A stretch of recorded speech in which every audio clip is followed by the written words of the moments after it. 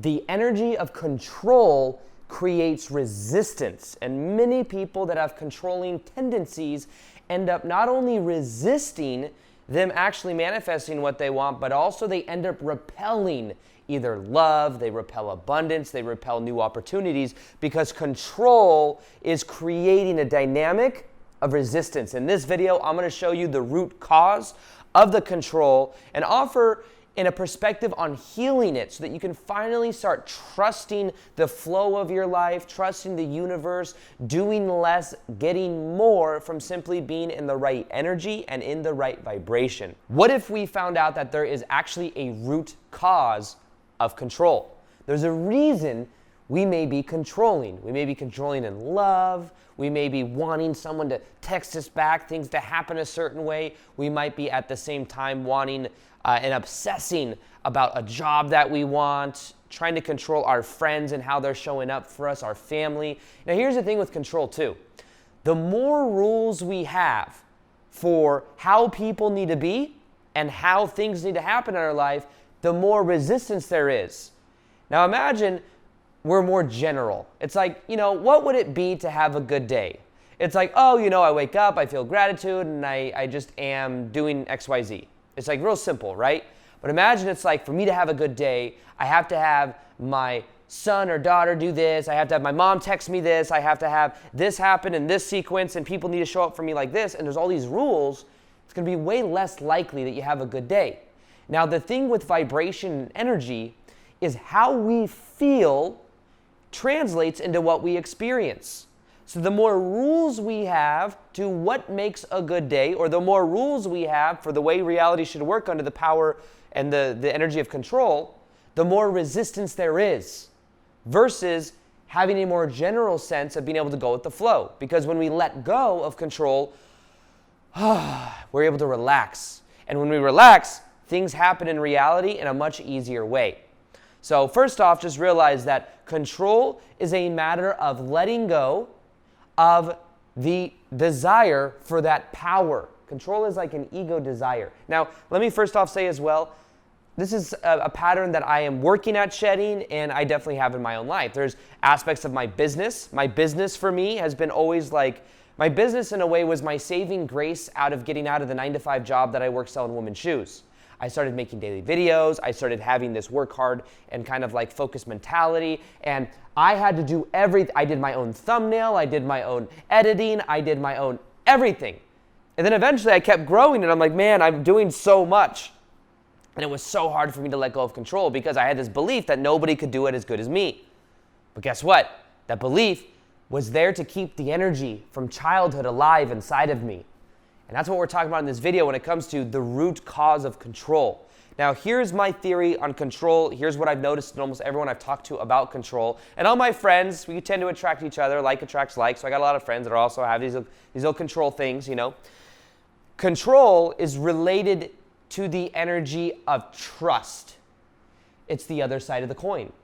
Now, most likely what happened, and you let me know, you comment below or like this video and let me know, when you were in childhood, did you have some way that one of your family members or friends broke trust with you? Maybe it was a parent that was emotionally unavailable, a parent that walked out on you. Maybe you were physically or emotionally abused or sexually abused.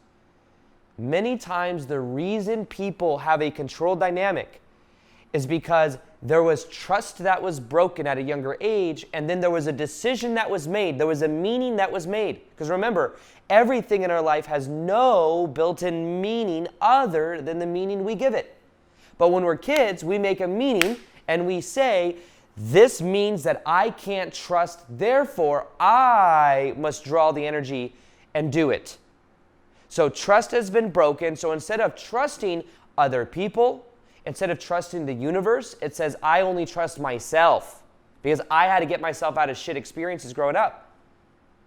Now, in a weird, twisted way as well, I look back to my childhood and there was a familiar energy in childhood of control because many of you know, if you've watched my videos or heard my story before, of my ex-stepmom. My ex-stepmom from 7 to 15 years old is in my life. My dad was a nice guy, people pleaser. My ex-stepmom was a narcissist control freak.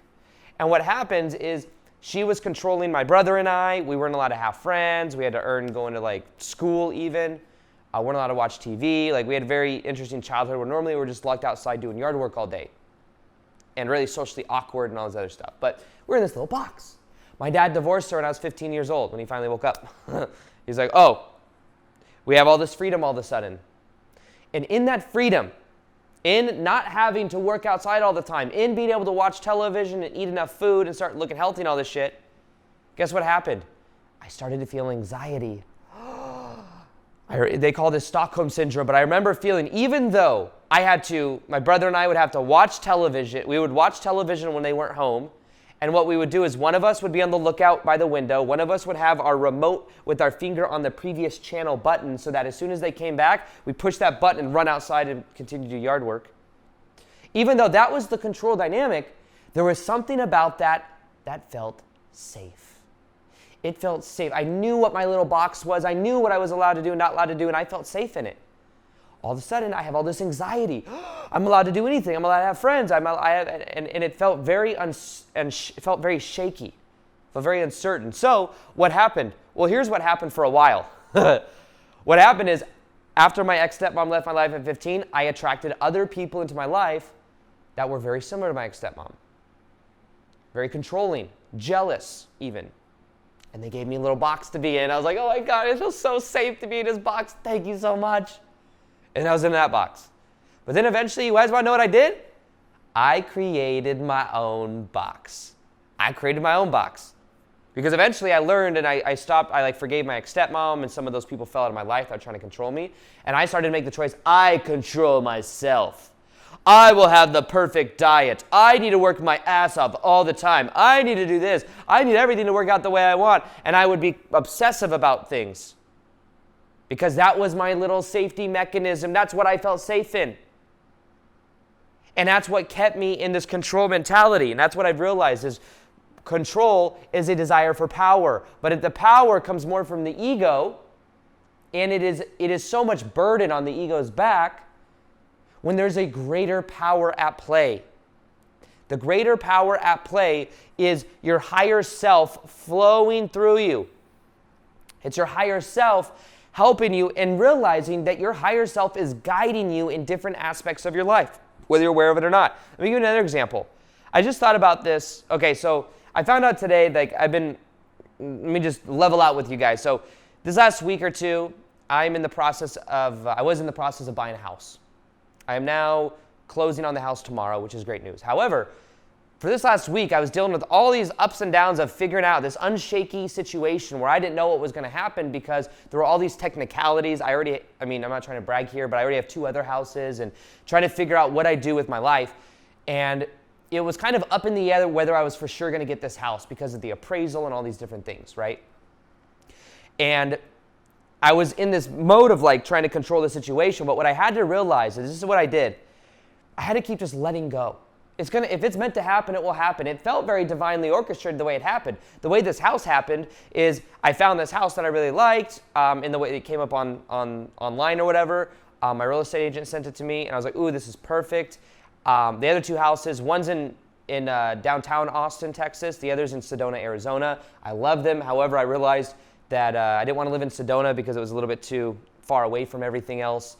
And I wanted to be more in a city where it's easy to travel. It was so hard to travel in Sedona because you had to drive an hour and a half to get to Phoenix to then go somewhere, and I travel a lot. So then I moved to Austin thinking I wanted to live in downtown, and I'm around all this energy and all this city stuff, and I said, no, I want to be in nature.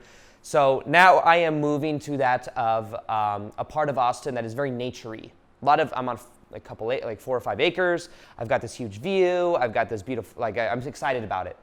However, just to give you context as to why I'm getting another house, because some people are like, why do you have so many houses? So that's why. But now that I move into that house, there was this, what I had to realize is I had to let go of outcome and say, if I'm meant to be in this house, then I will, because everything started lining up perfectly. The house I'm in now, the guy that owns it was like, oh, you can break the lease. That was a big thing. Am I going to be able to break the lease of this house so I don't have to pay this much rent, when I'm not in it? The appraisal coming back was a big thing. Everything came back perfect, and I had to keep trusting. But what I had to eventually do is just let go and say, if this is meant to happen, it will happen. I had to trust. And I had a memory too. Before I went full-time on YouTube in 2017, I wanted to get a job. I was working at Barney's, New York. I wanted to work at Neiman Marcus. Neiman Marcus is a very similar business. You got more commission. I think they got 10% commission. And I really wanted to work there. And I was going to apply, and I think I did apply, and I was waiting for an interview. And what ended up happening is I didn't get the job. And I was kind of sad about it. It's like, oh, I wanted to make more. I would have made more money there. I had friends working there that were making like 80, 90K a year versus like the 60K a year I was making at Barney's, and I was bored at Barney's. But what I realized is I look back now, and it was a blessing that I didn't get that job going to Neiman's, because if I got that job going to Neiman's, I may have not then made YouTube videos to get out of my situation. So realize that sometimes if things don't happen the way you want, if you can trust, if you can realize that your higher self has a larger vision of your life, and the more you can let go is the more you will then change your state, and the more you change your state, the more you will then see your reality shift on the outside. Your reality will change in a magical way, and it becomes so much easier because you don't have to do everything. And when we talk about trust, what you're really learning to trust in is you're learning to trust more in yourself.